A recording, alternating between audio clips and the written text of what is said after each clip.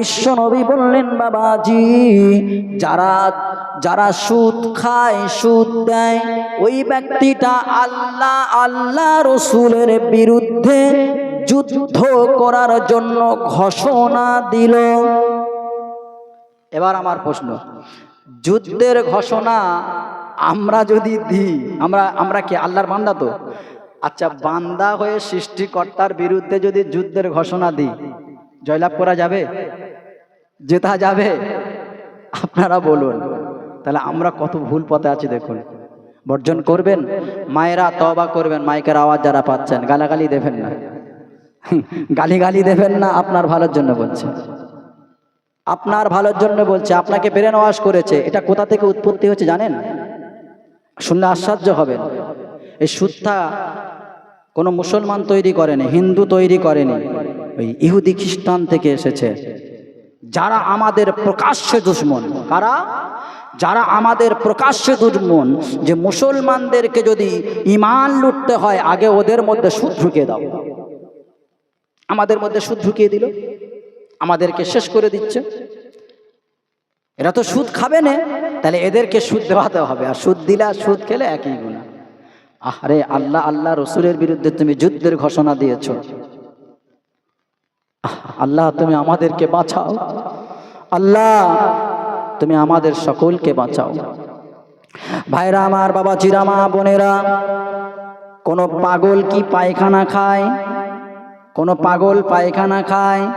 পাগল পর্যন্ত পায়খানা খায় না।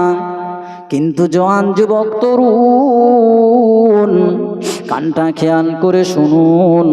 ও আমার আব্বা জানেরা, কানটা খেয়াল করে শুনুন। হাজী সাহেবেরা, মাদ্রাসার ছাত্ররা, কানটা খেয়াল করে শুনুন। বিশ্বনবী বললেন, বাবা বিশ্ব রাসূলুল্লাহ বললেন, আকায়ে নামদার, তাজদারে মদিনা, সাইয়্যিদুল মুরসালিন, সাফিউল মুজনাবিন, রাহমাতুল লিল আলামিন, তিনি বলছেন, যে ব্যক্তি সুদ খেলো, সুদ দিল, ওই ব্যক্তিটা পায়খানা খাওয়ার মতন সমতুল্য। এখন বক্তব্য, কোন পাগল যদি পায়খানা না খায়, তাহলে আমাদেরকে কিসের সঙ্গে তুলনা করা হলো? বাবাজি, রাস্তাঘাটে দেখেছি কুকুর নিকৃষ্ট প্রাণী, ওই কুকুর নিকৃষ্ট প্রাণী, কুকুর পর্যন্ত এখন পায়খানা খায় না, কুকুর পর্যন্ত এখন পায়খানা খায় না। তাহলে কুকুর যদি পায়খানা না খায়, তাহলে আমরা বলুন তো কুকুরের চাইতে নিকৃষ্ট মানের হলাম কিনা? তাহলে আমরা আল্লাহ পাকের মুহাব্বতের বান্দা। কোরআনে আল্লাহ বলছেন, কত সুন্দর করে আমাদের সম্পর্কে বলছেন, শুনুন, লাকাদ খালাকনাল ইনসানা ফি আহসানি তাকবীম। বলুন আল্লাহু আকবার। আমার আল্লাহ রব্বুল আলামিন বলছেন, আমি মানুষকে সর্বশ্রেষ্ঠ করে, সুন্দর করে আমি আল্লাহ পৃথিবীতে পাঠিয়েছি। যে মানুষকে আল্লাহ এত সুন্দর করে পৃথিবীতে পাঠিয়েছেন, সেই মানুষটা কিসের সঙ্গে তুলনা হলো? চিন্তা করুন যুবকেরা, চিন্তা করুন যুবকেরা। রসুল কিন্তু কুকুরের কথা বলেননি, সুদ খেলে কুকুর হয়ে যাবে এটা বলেননি। ব্যাখ্যা আপনি ওটাই চিন্তা করুন। পায়খানার গু পায়খানা খায়, কোনো পাগল খায় না, কুকুর খায়, কুকুরও খায় না। তাহলে আমরা সেই তুলনায় পৌঁছে গেলাম। আমি এটাই বোঝানোর জন্য বলছি। আমার ভাইরা, আল্লাহ কত সুন্দর করে বলছেন, ইয়া আইয়ুহান নাসু উবুদু রাব্বাকুমুল্লাযী খালাকাকুম ওয়াল্লাযীনা মিন ক্বাবলিকুম লাআল্লাকুম তাত্তাকুন।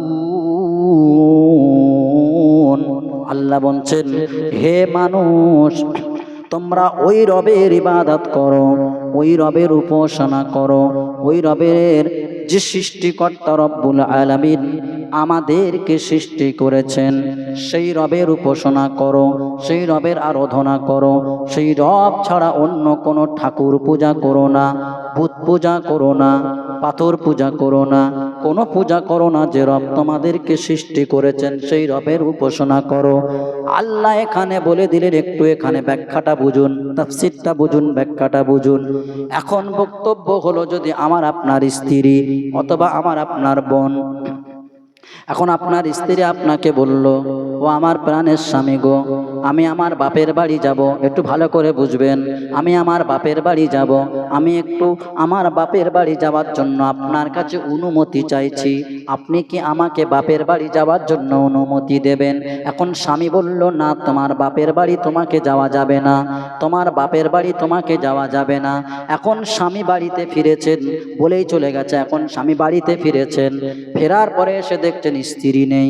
কিছুক্ষণ পরে বিবি ফিরছে, কোথায় গেছিলেন? না, বাপের বাড়ি।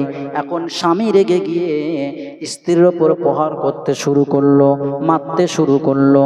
কেন মারতে শুরু করেছে? সামান্য একটা কথা অমান্য করেছে, হুকুম অমান্য করেছে। স্বামী বলেছেন বাপের বাড়ি যাবে না, এখন গিয়েছে। স্বামী বলেছে বাপের বাড়ি যাবে না, এখন গিয়েছে, তাই স্বামী রেগে গেছে। আল্লাহ কত আক্ষেপ করে বলে দিল, বান্দারে তোমরা আমি আল্লাহ, আমি তোমার রব, তোমরা আমি আল্লাহ আমার ইবাদত করো। আর আবার ওখানে আল্লাহ বলে দিচ্ছেন, বান্দা আমি তোমার রব, তোমরা আমি আল্লাহ আমার নামাজ পড়ো, আকিমুস সালাত। কতবার বললেন? 82 বার বললেন। আল্লাহ নামাজের জন্য এতবার করে আমার আপনার জন্য বললেন, অথচ আমরা আল্লাহর নামাজটাকেও পড়লাম না, অথচ আমরা আল্লাহ পাক আল্লাহ রসুলের